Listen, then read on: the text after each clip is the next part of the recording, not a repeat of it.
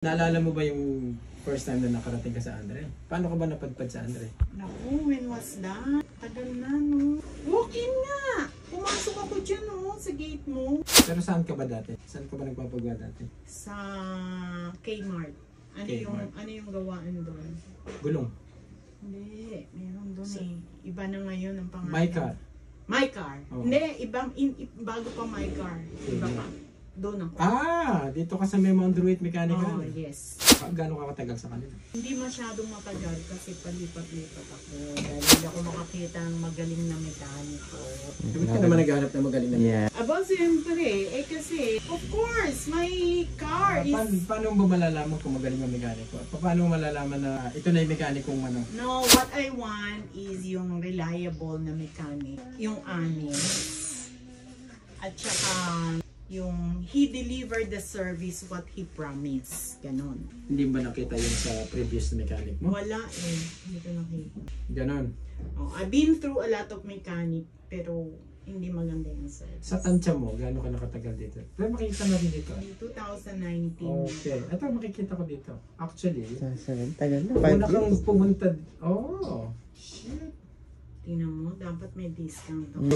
2020-21. 2020. Magpo 4 years. Oo, magpo 4 years ka na sa amin. Oo, kita mo naman. December 2020. Okay, so 4 years ka na this coming now. So, nag-walk-in ka dito and then one of your staff is very accommodating, friendly, and magaling mag-assist. So, hindi ba ako yan? Tapos hanggang ayun, sinabi niya kung anong kailangan, what needs to be done sa kotse. Sinabi ko mag-change oil. Ayun na. Wow. Ang sasakyan mo, madam, is tatlo na, no? Tatlo. Kluger, LDV. Meron ka pa yatang isang... LDV na, benta ko na siya. Sa Kluger na lang at saka yung Toyota Hilux. Hilux, pero bago pa yan. So, tsaka yung sa daddy ko na Estima. Estima. Dinala ko na dito. Okay. And then, I also na-confirm ko na you are good mechanic.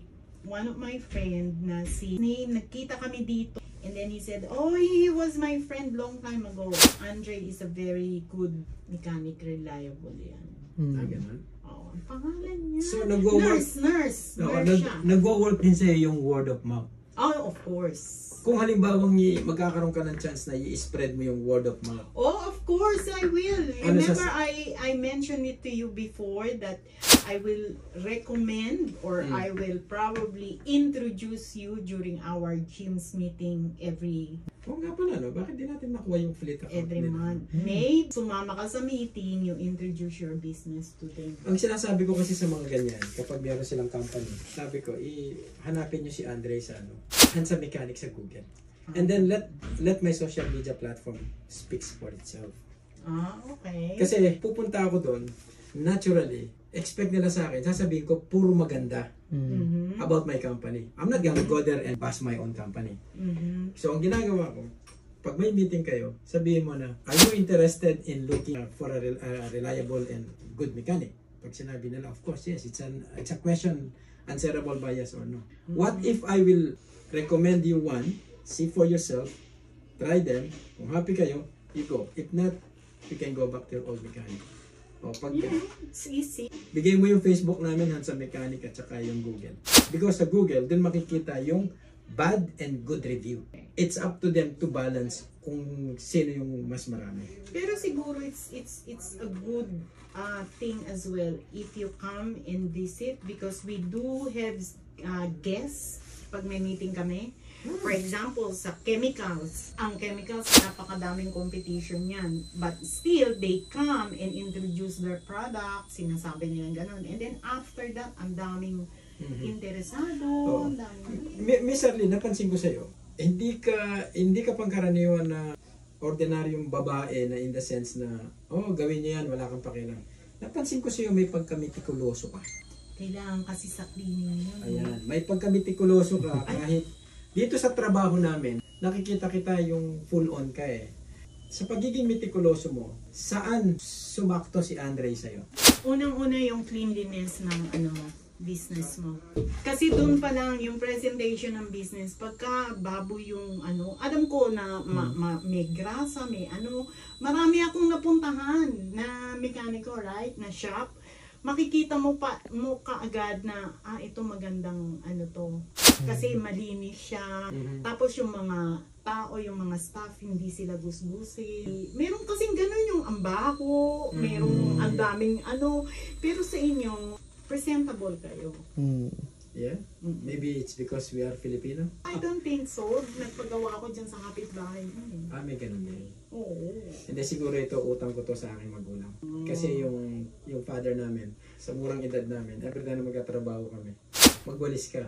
Bago ka magsimula. Pagkatapos mo, magwalis ka. Nakita ko. Tsaka, yun, it's a number one factor sa akin yun. Yung surroundings mo. Kasi dun mo siya makikita. Kung baboy siya magtrabaho, yung what do you expect? Kasi yung surroundings niya, ganun na. Promise time. Promise time? Halimbawa, nagpagawa ka sa amin, pinangako namin ng gantong oras. Namimit ba namin yan? Hindi, minsan. Pero in a scale of 1 to 5, siyempre pag hindi namin namimit yan, may mga circumstances beyond our control. One of them is kung hindi available ang parts. Admitted kami doon kasi hindi natin control yun. Madalang lang yung sumablay tayo sa mga promises na namimit siguro dahil sa ang daming gawa. But that's understandable. Now, alam natin na doon tayo mag-improve. Prices. Actually, merong kamahalan.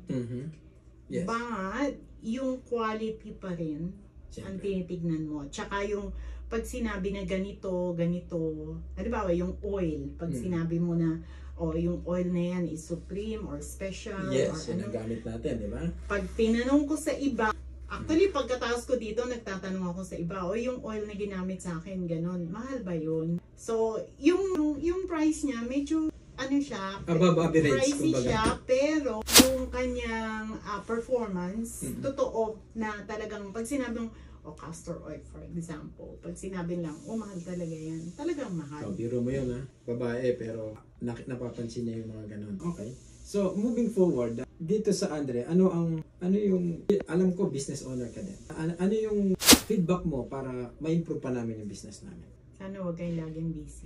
Ano pang ma-improve? Wala naman akong makita na... Siyempre, kung i-compare mo kami sa mga competitor namin around the area, dun sa size ng business namin, I think superior na kami. There are 58 workshops in this place, in Mount Druitt, industrial area. This is such a small area. You can walk from end to end in an hour. Yung mga driveway, 58 workshops. 8 of them are Filipinos. Okay. Yeah, and you're my competitor. And it's a mixed, may workshop, may electrical, may panel beating, may painting, may wreckers. Pag pinaghalo-halo mo kami, 58. Okay. Dito sa area namin, I think most likely sila yung pupulot ng sa amin . Sila yung pupulot ng ideas. Ako sa kanila, wala akong mapupulot masyado. Kaya nagtatanong ako sa customer, yes, puntahan mo yung mga workshop dito. Sabi mo nga, madumi. Yung presentation nila. Wala silang presence sa social media. Tsaka ito pa, yung review nila sa Google. Kahit i-add mo lahat yung review nila ng 57, hindi nila mamamatch yung review ng Andre. And it's organic. Hindi siya binili. Maybe because you are focused on that. Naka-ano ka doon. Unlike yung sa iba-ibang mga business kasi na hindi naman sila focus sa ganun. So they don't care. Kung hindi sila... Katulad nung tinanong ko sa'yo, paano kung mapapalaki yung business ko? Bigay ka ng idea sa akin. So if you are not focused on that particular area, you don't care. Kahit na may Google, kahit na may ano. So hindi sila, di ba, mag-excel dun sa aspect na yun.